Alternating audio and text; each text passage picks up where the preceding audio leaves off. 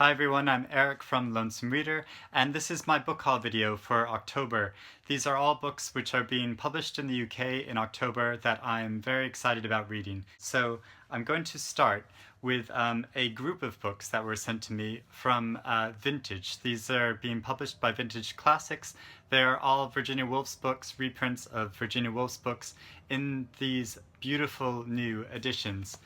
There's lovely artwork on each of them, really colorful and vibrant, just like Virginia Woolf's writing. And I am doing something special with Penguin Books all around Virginia Woolf and these books. That's something that's going to be coming out soon, which I'm going to be very excited to talk about. Look at the cover of To the Lighthouse. Isn't that gorgeous? And I have been a huge Virginia Woolf fan for ever since I started reading her as a teenager and in university. I most came to love her novel The Waves, which is absolutely my favorite book ever. And it was actually the first video that I ever made on YouTube was about The Waves, and I made that I think a couple of years ago as part of something to do with the Bailey's Prize. I'll link that up, so if you want to have a look at that of me gushing about The Waves and why I love it, I should do like a long complete video about this, because I could go on and on about this novel forever. It is just so deep and poetic and beautiful and says so much about life. And yeah, one of my favorite things to do is just ride around London on a bus.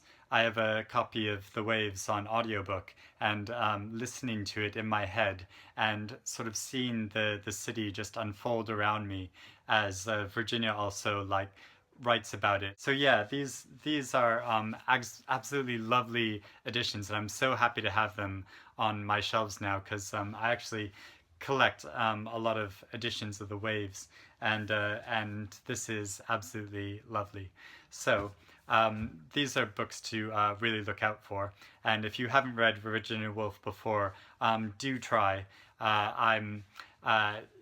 Yeah, I'm not going to say too much about it, but yeah, I'm working on something with them, which is going to be really exciting, so watch out for that. The next book I'm going to talk about is by Nell Zink, and it's called Nicotine. I don't have actually a physical copy of the book, I have a digital copy of it, and I've never read Nell Zink before, but she is so well regarded, and this is her third novel called Nicotine, and I've heard such good things about it. I think she's a German writer. I know that she does live in Germany and she translates German fiction.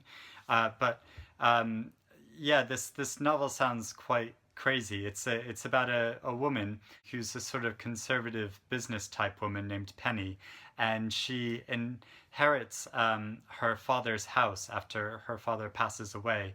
And her father and mother were totally the opposite of her, were very liberal, and her father, I think, was a doctor, a sort of Jewish shaman who had a psychedelic medical facility or something, and so she inherits his house and goes to take it, but finds that squatters have started living there, and these squatters are protesters who are fighting for smokers' rights.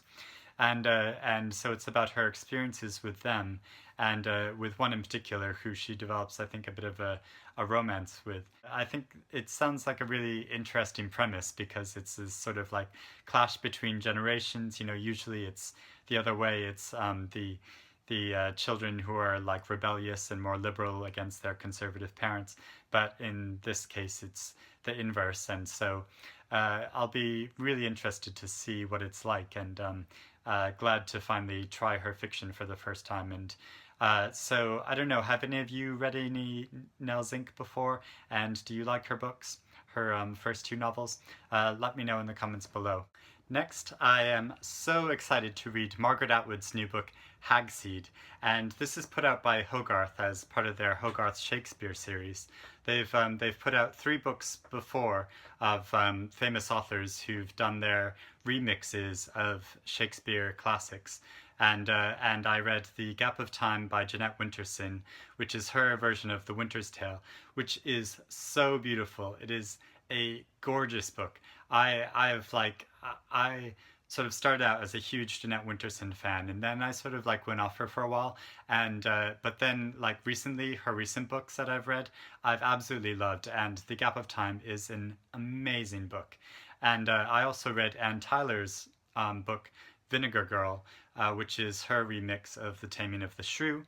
And I thought that novel was fine. I, I, I'm a huge Ann Tyler fan, but I think my big problem with it was that, and which I talked about in a previous video, was just that I don't really like The Taming of the Shrew that much. I don't think it's a funny or good play, and so that book was just a bit lackluster for me. There was also a book by Howard Jacobson, where he did a remix of a Shakespeare classic, and I didn't read that because I've never really got on that well with Howard Jacobson. I've tried reading him before and just haven't got through a book of his.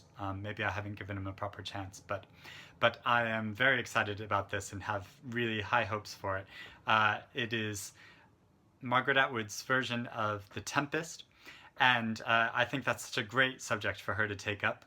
And in it, apparently, a artistic director of a festival, he sort of gets ousted from his job, and he takes up a role teaching theater in a prison, and they put on a production of The Tempest, which is, I think, it's supposed to be very like interactive and a bit out there, and so I'm really interested to see what she does with it, because yeah, Margaret Atwood is amazing. We all love her, of course. So yes, I'm very excited about this. A book I was very kindly sent from William Heinemann is Wrought by Douglas Coupland, and I've always liked Douglas Coupland's writing ever since college, when a boyfriend of mine introduced me to his work, and I really got into him. And you know, he's written a lot of great books, and this book is quite interesting. It comes as part of a series where I think he has a art exhibit which is being shown internationally, and there's also a catalog that goes with that exhibit, and then this book is sort of like an offshoot of that as well. And what it actually is essays and short stories, I think, like very flash fictions sort of short stories. So it's his ideas about the modern age and about modern consciousness, and also this fiction, and it sort of goes back and forth between essays and the fiction in a so that they sort of interact with each other. There's a quote on the back that says, "While I may sometimes miss my pre-internet brain, I certainly don't want it back." And I think that's an interesting statement to make, like particularly for people of my generation, who are probably like, you know, like one of the last generations to have grown up in a pre-internet age, and knowing what life is like before that, and having to make the transition to having this sort of like online consciousness where we're just always on the web and we're always on social media. So yeah, I'm looking forward to seeing his thoughts about that. It also has this very severe and like serious portrait of Douglas Coupland on the back. How's that? How's my imitation of him? I think he does a sort of slanty eye thing and like a side look. I don't know. You try it. See how it goes. But yeah, he looks very cool here. So yes, I'm really looking forward to reading this. The next book is Multiple Choice by Alejandro Zambra, and this is published by Granta Books, who are a wonderful publisher. They publish so many great, innovative books, and I absolutely love them. And this is a very slender book, and it's very like experimental too, I think, because it's written in the form of a standardized test, and there are 90 questions, and it's in 5 sections, and it's written as sort of flash fiction, I think, that you have to piece together. I think it's like a bit comic at first, but then there's also some serious bits. So I'm really intrigued to see how that goes out. I think I read somewhere that it's also sort of like a choose your own adventure type thing. And as a boy, I absolutely loved choose your own adventure books. So I'm interested to see how that pans out. And yeah, and I've always loved the name Alejandro because when I was in Spanish class in high school, my Spanish name was Alejandro. So uh, that's a random thing, has nothing to do with the book. I'm really intrigued to see how it plays out, and it's very short. So yeah, I think it'll be just sort of like a one of those books that'll just be like a bit of like a punch, and then you just see if it takes you or if it doesn't. The next book I want to talk about is Sebastian Barry's novel Days Without End, which I'm so excited to read. It looks absolutely beautiful, and I've never read Sebastian Barry before. I've always been curious to. He is like such a well-regarded author, and yeah, so I'm very excited to read this novel. It's being published by Faber and Faber, and it's a historical novel, I think, sort of set in the mid 19th century about two young men, quite young men, who sign up for the military, and they fight in both the Indian Wars and the American Civil War, and so it's about their experiences, and yeah, so I'm really intrigued to try it, and yeah, and I think it has a really like beautiful cover, and it has a quote from Donald Ryan on the front that says, "A beautiful, savage, tender, searing work of art. Sentence after perfect sentence, it grips and does not let go." And I love Donald Ryan's work. I just read Donald Ryan's new novel, All We Shall Know, which is so beautiful, and it's just a amazing, like impeccable work of fiction.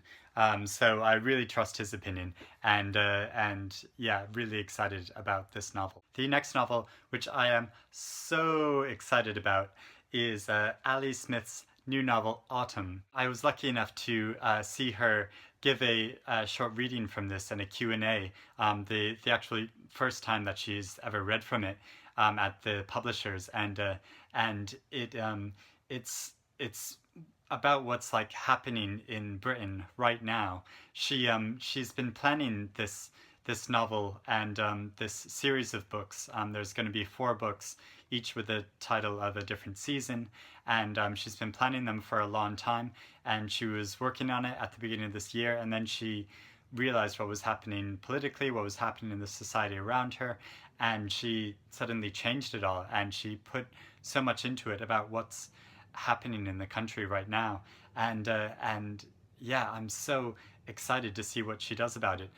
Whenever, if you are lucky enough to be able to see Ali Smith talk, she is so inspirational and so passionate that you just can't help but be inspired by her. I'm going to read this very soon because I absolutely love Ali Smith's work, and I'm so excited to see what she does with this story and how it turns out. So yeah, Autumn, and this is a special spiral bound copy, and she signed it for me, but she also drew a adorable little picture of an armadillo along with it, because we had this long conversation at the last Bailey's Prize party about spirit animals, and I was talking about how much I love foxes, and she was talking about how much she loves. There's a little pink armadillo that lives in South America, and she's never seen one in person, but she just loves them, and she thinks it's her spirit animal. So yeah, she drew this cute little armadillo. Isn't that cute? Yeah. So Autumn, I can't wait to read it, and perfect time of year to come out because it is in autumn, and it's being published by Hamish Hamilton, who are brilliant. They publish so many great books out there. They're publishing Zadie Smith's new novel, and they published Adam Hazlitt's novel, which I read over the summer and absolutely love, called Imagine Me Gone. And yeah, so Autumn, watch out for it. The next book is called The Map and Oclock, and it's an anthology, and it's a huge anthology, almost 700 pages long, and it was edited by Carol Ann Duffy and Gillian Clarke, and it's been published by Faber and Faber. and it's basically, I think, a survey of 3 centuries or more worth of poetry from Britain and Ireland. And I don't know about you, but I do read some poetry, and there are some poetry books that I read and really connect with. But I don't read a huge amount of it. I feel like it's a form that I don't always quite understand um, or always get, and I know that's sort of the point sometimes.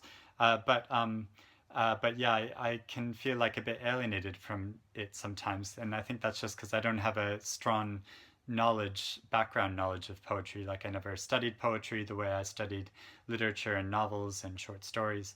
And I know that shouldn't be an excuse, and it like doesn't matter. But I'd really love some background knowledge of it. So I was actually really excited to be sent this because I think this will be a great way for me to get a good survey of some of the greatest poems that have ever been written. And so yeah, and it's a beautiful edition. So I think this is going to be a book that I'm going to really like dip in and out of a lot over time, and just slowly take it all in. And yeah, I think it'll be a great experience. And finally, the last book I'm going to talk about, but one which I am very, very, very, very excited about, is this another anthology called The Glass Shore, edited by Sinead Gleeson, and it's being published by New Island Books. And I am so excited about this book because I read Sinead Gleeson's last anthology, which was published last year, called The Long Gaze Back. And that has been sort of my template this year of new authors that I've discovered and read their books after reading their short stories in this anthology. I'll get it down for you. This is The Long Gaze Back. You can see they're going to go very nicely together. The finished edition of The Glass Shore, I think, is going to be all blue and have lovely blue colors, which will go nicely alongside the green. There's so many great authors in here, like Emer McBride, whose new novel, The Lesser Bohemians, I absolutely loved recently, and Anne Enright, but also Lisa McNerney, whose novel The Glorious Heresies won the Bailey's Prize and the Desmond Elliott Prize, and also Lucy Caldwell, who's had a book of short stories out this year, which is so beautiful. And so yeah, I've discovered so many great authors through that. And this was all an anthology of Irish women writers over the past couple hundred years. And this anthology, The Glass Shore, focuses specifically on Northern Irish female writers, like Lucy Caldwell. Lucy Caldwell's a Northern Irish writer. And yes, this does have a story by Lucy Caldwell in it as well as Roisin O'Donnell, who also has a short story in the Long Gaze Back anthology. So there is some continuity between the two books. So I'm very excited to go into this. I thought it was such a brilliant thing to be able to read The Long Gaze Back at the very end of last year. And then it sort of set me off for reading all these great new authors this year. So I'm hoping that the same thing will happen with The Glass Shore, and I'll discover a lot of exciting new writers who I haven't read before, and that I can discover all over the end of this year and next year, and with new publications that are coming out. Some of them are authors who have never published a book before and have a book that might be coming out soon, and so and then other more experienced writers who have had a few books out. And so yeah, it's a just great jumping off point and a really great way to celebrate Irish women writers, and now specifically Northern Irish women writers. So I'm so excited to read this, and hope to read it really soon. So those are my books that I'm really excited about reading in October that are being published in the UK in October. But tell me, which ones of these are you interested in reading? Have you heard of any of them? Do you think you might get some of them, or do you have some of them already? And are these authors you like? But also, what else is coming out in October that you're excited about reading, or that you know might be being published? Or what are you reading in general recently? Let me know in the comments below. If you want to hear more of my thoughts about books, please subscribe to my channel. I will be recording a wrap-up video of what I've read in the second half of September, and also the interview that I'm going to be doing with Lisa McInerney and a couple other great authors at the end of this week. And so I'm sure I'll be talking about how that goes in that video as well. So thanks very much, guys, and happy reading.